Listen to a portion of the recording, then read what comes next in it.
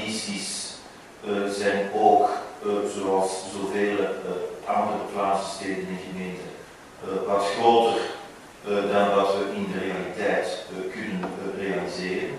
Zoals we natuurlijk als mensen projecten budgetteren, dat zij altijd denken aan die projecten op termijn van 2-3 jaar te kunnen realiseren, maar helaas is de realiteit soms anders.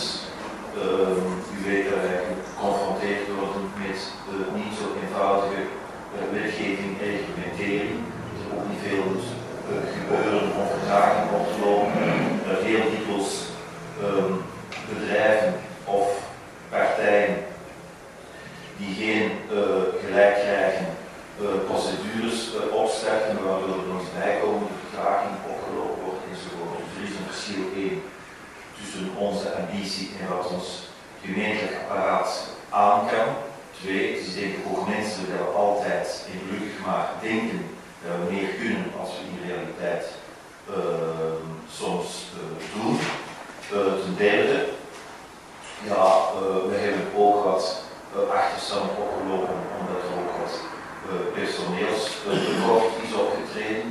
Dat heeft ook al lang geduurd om een aantal cruciale functies, technische functies te vinden die we nu denk ik wel intussen hebben ingevuld. Of vooral de belangrijkste. We hebben nog beslist om ons kader wat uit te breiden, een aantal bijkomende technische profielen aan te werken, juist omdat we denken dat het allerbelangrijkste voor ons bestuur is om dat investeringsprogramma waar we gelukkig eigenlijk dagelijks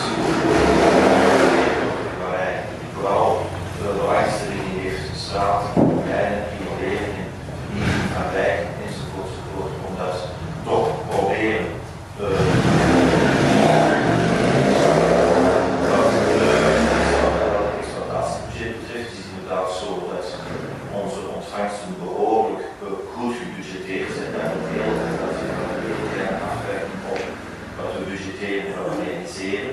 Maar het is inderdaad zo dat het zit nog wat in de geschiedenis van onze diensten dat men altijd wat uitgebreider budgetteert op exploitatiekosten. Dat heeft natuurlijk vooral te maken met het vroegere systeem van de begrotingsregels die heel moeilijk toelieten dat posten gecompenseerd worden en dat er plussen en minnen verschoven werden. Dat kan in de BBC veel gemakkelijker, maar dat zit er toch nog altijd diep in bij de dienst om altijd aan de slag rond de arm te nemen, om dan nadien niet te veel budgettaire wijzigingen te moeten doorvoeren. Het belangrijkste is, en dat zou inderdaad beter moeten en we zullen daar in de loop van de komende jaren ook wel meer aandacht aan besteden en dat moet nog wat groeien. We hebben gelukkig het voordeel dat wat te ruim budgetteren geen negatieve impact heeft op onze eindcijfers in de meerjarenbegroting. We kunnen ons dat permitteren, maar het allerbelangrijkste is natuurlijk dat we de vinger aan de pols houden en dat het niet is omdat het gebudgeteerd is, dat het ook per definitie wordt uitgegeven. Op dat punt proberen we echt wel nauwgezet toe te kijken en dat is een van de dagelijkse bekommernissen van het bestuur. Maar je hebt gelijk, dat kan beter en we gaan dat natuurlijk proberen in de toekomst ook stapsgewijs aan te werken. In deze periode van zeer lage rente is het wenselijk en zeer sterk aan te bevelen om telkens bij grote investeringen af te wegen die toch met leningen te doen en hiervoor niet het overschot aan te spreken. Beter het overschot houden voor onverwachte, niet geplande uitgaven die misschien in deze legislatuur nog kunnen verwachten. Ook wel gaande leren. Ik heb wel in de raadscommissie gezegd, we gaan het alleen maar leren als je geld nodig hebt. Er is een structurele grote reserve, alle werken zijn gebudgeteerd. Ons grootste bekommernis is om al die gebudgeteerde werken ook effectief uitgevoerd te krijgen. Daarom zijn we extra personeel aan het aannemen. Maar het is toch volledig onzinnig en alleen maar banken rijk maken. Als je nu moet gaan lenen voor een groot iets, op de lening betaalde nog altijd volgens 2%. Dat is al gewoon terwijl je het geld niet nodig hebt en dat je moet gaan wegzetten op een spaarrekening waar je minder dan 1,5% gaat. Dus dat is 2% betalen voor niets. Ik neem aan,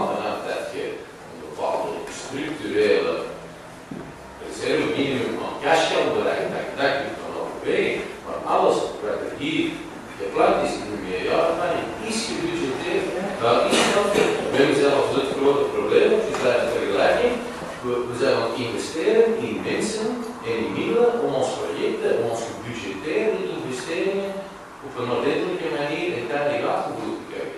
Dus ik kan niet dat ik bij de bank krijg, maar gewoon dat die lenen om het geld er nou weg te zetten. Hè.